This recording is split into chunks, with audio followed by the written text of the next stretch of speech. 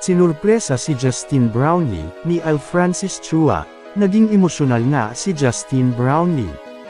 Tuwang-tuwa nga si Justin Brownlee sa natanggap nitong regalo galing kay Al Francis Chua.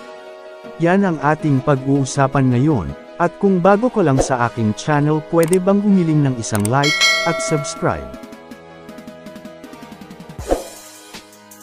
Grabe, ang ganda nga ng pinakitang laro ng ating naturalized player na si Justin Brownlee dito sa Asian Games. Malaki nga ang naiambag nito sa ating national team para manalo sa bawat laro.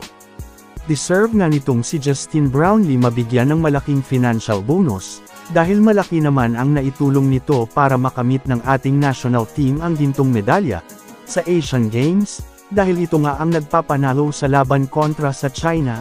Grabe nga ang pinakita nitong husay sa paglalaro ng basketball.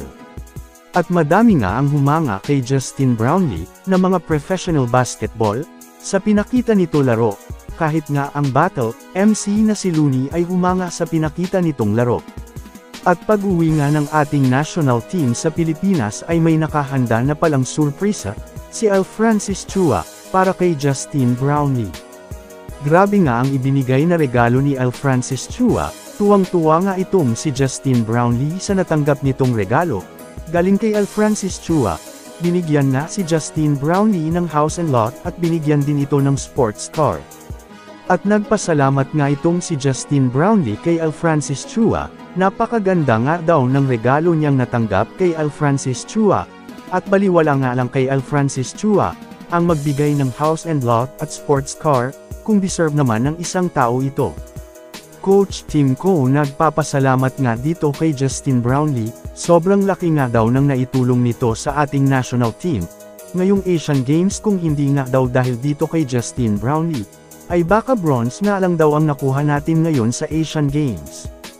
Tuwang-tuwa nga ang mga Pinoy fans sa pagsalubong sa ating national team, at nagpapasalamat nga kay Justin Brownlee ang mga Pinoy fans.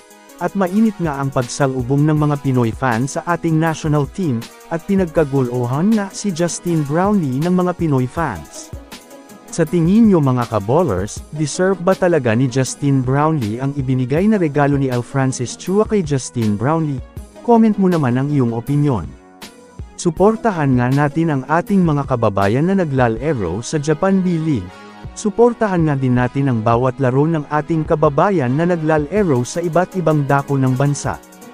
Hanggang dito na lang mga ka-ballers, salamat sa panunood.